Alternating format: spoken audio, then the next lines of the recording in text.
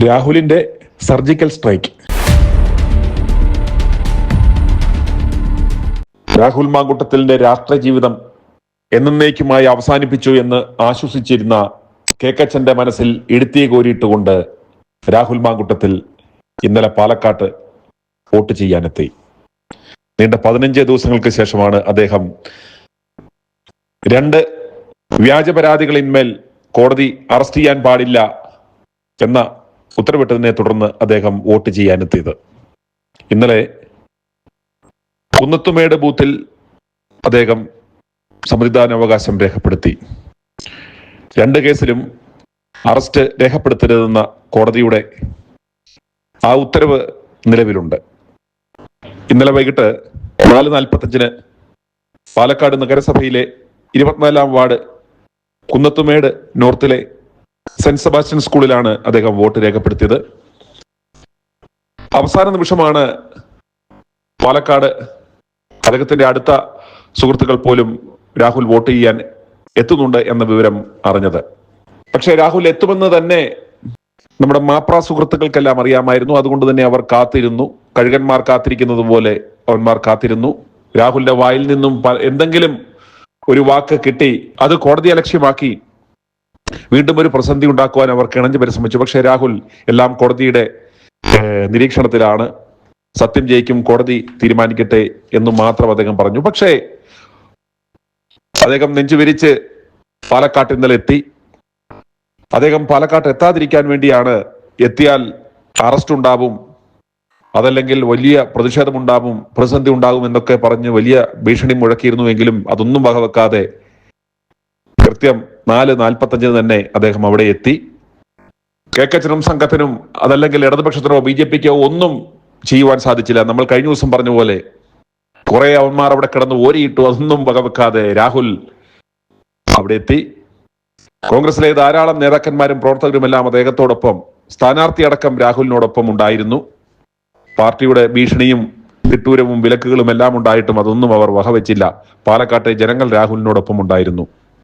അതുപോലെ തന്നെ രാഹുലിന്റെ ഈ വിഷയത്തിൽ മറ്റു നേതാക്കന്മാർ സഹായിക്കാതിരിക്കുവാൻ പലതരത്തിലുള്ള ഭീഷണികളും ചാനലുകളിലൂടെ ഇപ്പോൾ മുഴക്കിയിട്ടുണ്ട്. ആരെങ്കിലും രാഹുലിനെ സഹായിച്ചാൽ അവരെ പാർട്ടിയിൽ നിന്നും പുറത്താക്കുന്നവരെയുള്ള കാര്യങ്ങൾ DCC പ്രസിഡന്റ് തങ്കപ്പൻ ഇന്ന് പറഞ്ഞു.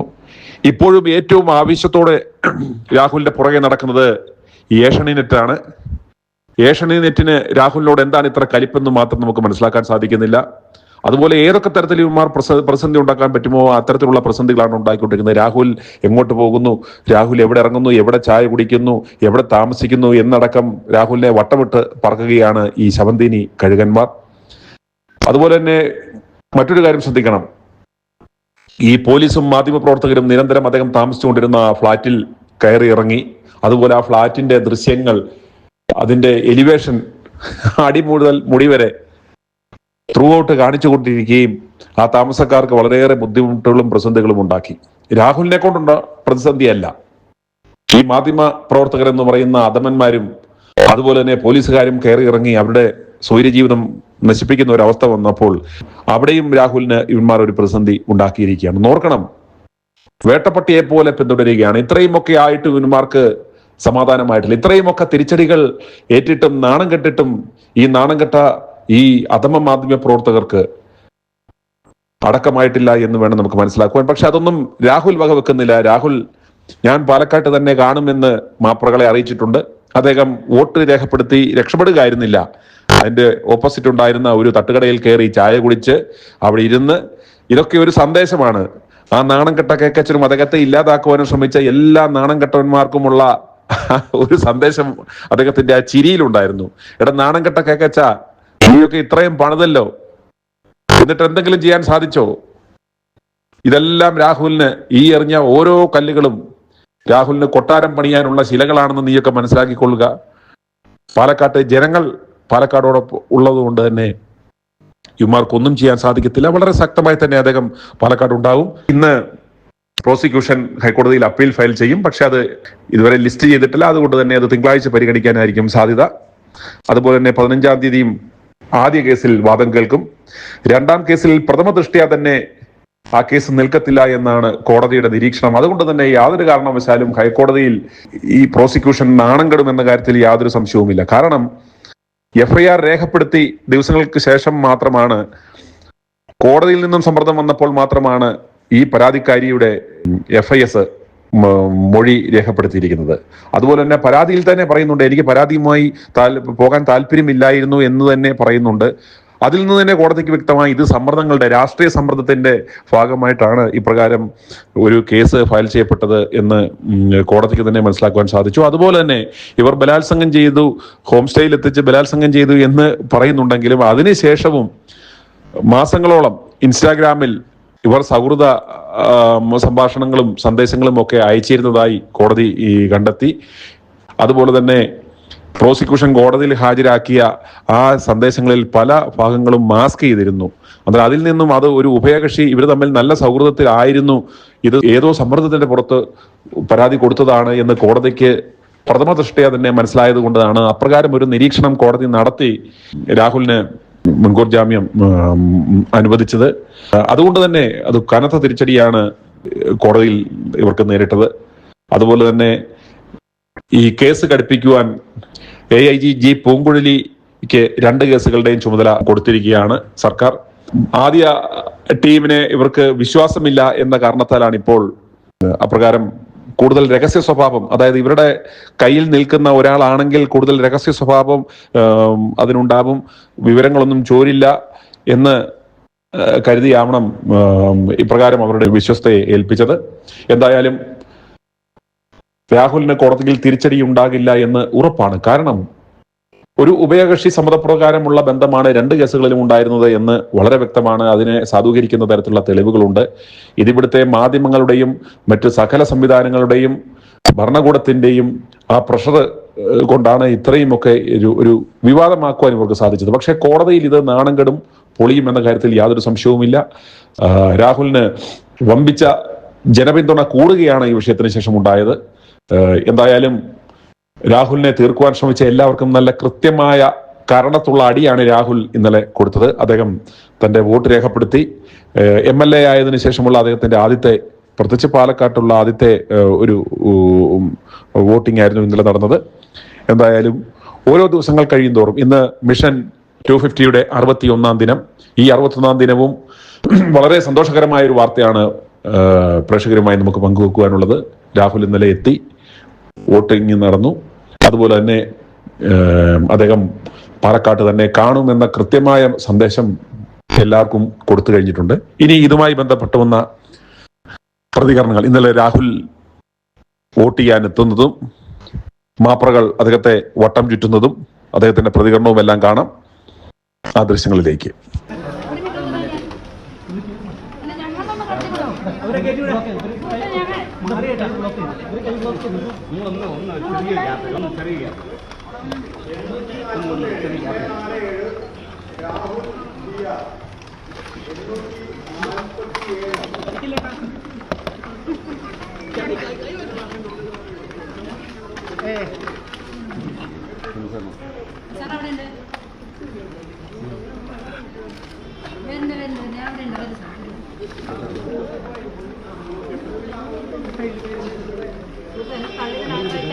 നമ്മുടെ ഡ്യൂട്ടി തടസ്സപ്പെടുത്തരുത് പ്ലീസ്.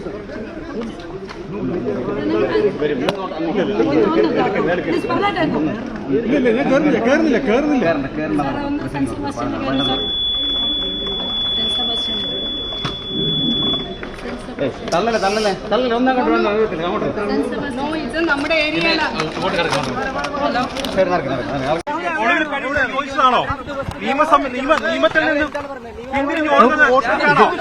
ഇവിടെ മാധ്യമങ്ങളെ കാണാൻ പാടില്ല.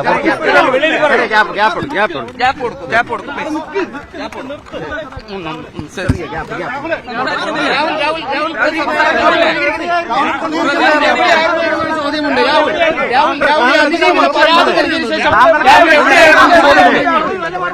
രാഹുൽ പരാതി ഉണ്ടോ ചോദിച്ചു. 2 പരാതികളുണ്ടായിരുന്നു. രണ്ട് പരാതികൾ ഉണ്ടായിരിക്കുന്നു.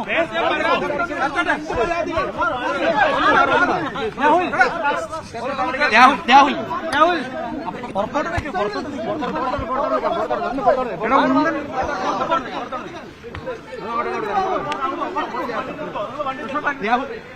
രാഹുൽ എവിടെയായിരുന്നു എന്നൊരു ചോദ്യമുണ്ട്.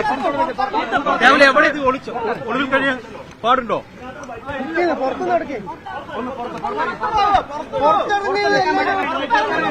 ഗേറ്റ് തുറക്കാൻ പറ. രാഹുൽ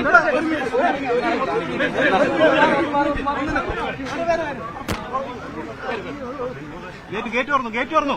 ആ ഗേറ്റ് തുറന്നുണ്ട്. വലിയ ഗേറ്റ് തുറന്നുണ്ട്.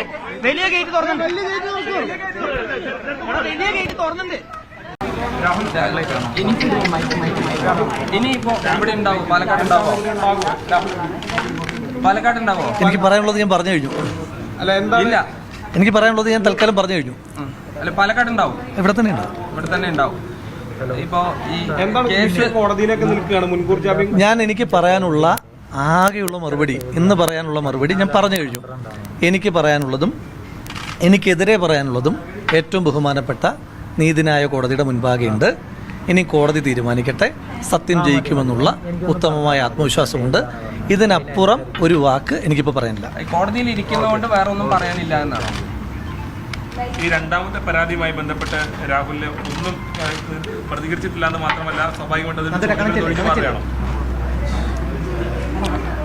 പാർട്ടിയിൽ നിന്ന് നടപടി എങ്ങനെയാണ് കാണുന്നത്? അത് രാഹുല് പ്രതീക്ഷിച്ചിരുന്നോ? മൈക്കൊന്ന് മറ്റേ ചായ കുടിക്കാം. രാഹുൽ ആ നടപടി പ്രതീക്ഷിച്ചിട്ടുണ്ടായിരുന്നോ? പാർട്ടിയിൽ വലിയ വിശ്വാസമൊക്കെ അർപ്പിച്ചിരുന്നു. പാർട്ടിയിൽ നിന്ന് ഇപ്പോ സസ്പെൻഷൻ എന്നുള്ള ഡിസ്മിസ് ആയി. അത് എങ്ങനെയാണ്? ആളുകൾ രൂക്ഷമായിക്കൊണ്ടാണ് അവസാന ഘട്ടത്തിൽ രംഗത്ത് വന്നത്. അങ്ങനെ മുങ്ങി എന്നുള്ള പറയപ്പെടുന്നത് തമിഴ്നാട്ടിലും കർണാടകയിലൊക്കെ ആയിട്ടാണ് കണ്ടത് എന്നും പറഞ്ഞു. രാഹുൽ ഒളിവിലായിരുന്നു എന്നാണ് പറയുന്നത്. വിളിച്ചിട്ട് കിട്ടിയിരുന്നില്ല, ബന്ധപ്പെടാൻ കഴിഞ്ഞിരുന്നില്ല പാലക്കാട് എംഎൽഎ. ഒന്നിനും ഇനി മറുപടിയില്ലാണോ? ഇനി മാധ്യമങ്ങളോട് പ്രതികരിക്കുക എന്നുള്ളതാണ്. അതായത് കേസ് തീരുന്നവരെ പ്രതികരണം ഇല്ല എന്നാണ്. പാലക്കാട് തുടരോ? എന്താ നീ രാഹുൽ ഇനി എങ്ങോട്ടേക്കാ? സാധാരണ ഏത് എംഎൽഎ എവിടെയെന്ന് സ്വാഭാവികമായിട്ടും വോട്ടർമാർക്ക് അറിയാനുള്ള ഒരു അവകാശം എവിടേക്കാണ് ഉണ്ടാവുക? ഇവിടെ തന്നെ ഉണ്ടാവും. വോട്ടർമാർക്കിടയിൽ തന്നെ ഉണ്ടാവുമല്ലോ. അതായത് MLA എന്ന നിലയ്ക്കുള്ള പ്രവർത്തനമായിട്ട് പാലക്കാട് തുടരും പൂർണ്ണമായിട്ടും. അങ്ങനെയാണോ?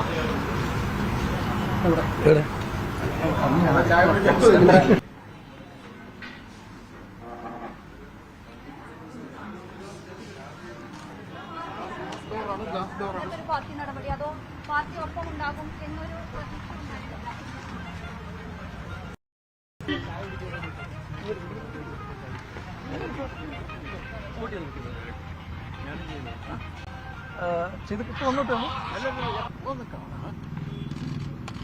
കിട്ടുന്നു പറഞ്ഞു. രാജേഷ് പറഞ്ഞു. രാജേഷിന് കിട്ടും. നമ്മളവിടെ മറ്റേ സ്ത്രീ കിട്ടുന്നു.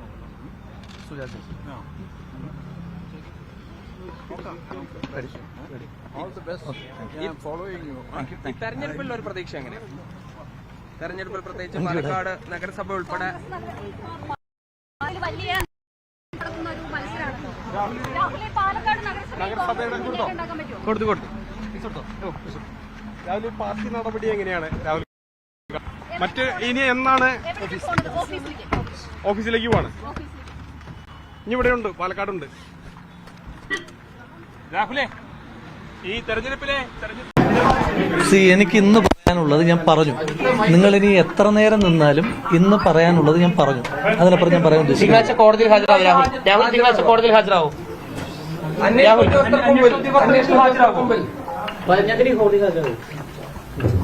അന്വേഷണ ഉദ്യോഗസ്ഥർക്ക് മുമ്പിൽ തിങ്കളാഴ്ച ഹാജരാകുമോ?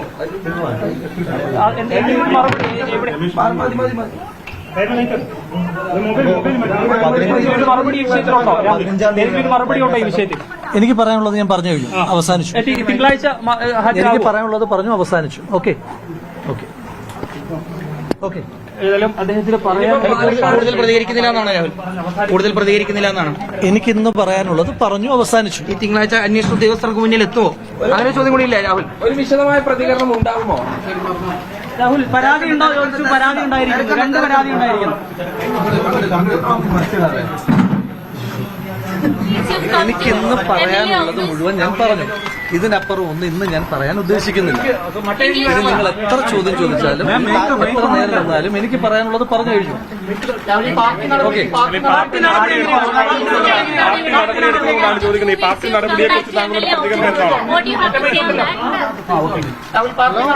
പാർട്ടി നടപടിയെ കുറിച്ചുള്ള ചോദ്യമാണ് ചോദിക്കുന്നത്. Party expel, party do you expect such a strong this from party side?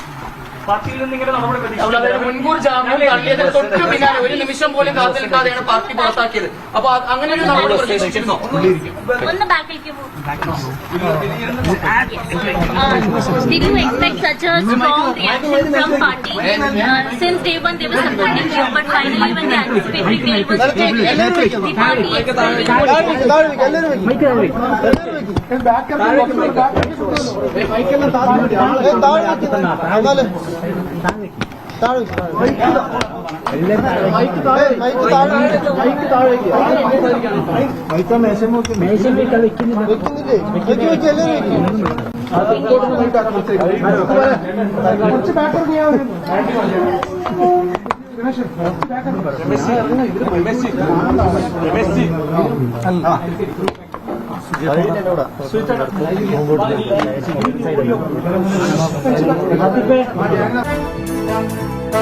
i2i News, an eye for truth. i2i News subscribe ചെയ്തിട്ടില്ലാത്തവർ ഇപ്പോൾ തന്നെ സബ്സ്ക്രൈബ് ചെയ്യുക. നോട്ടിഫിക്കേഷൻ ലഭിക്കുവാൻ ബെൽ ബട്ടണും അമർത്തുക.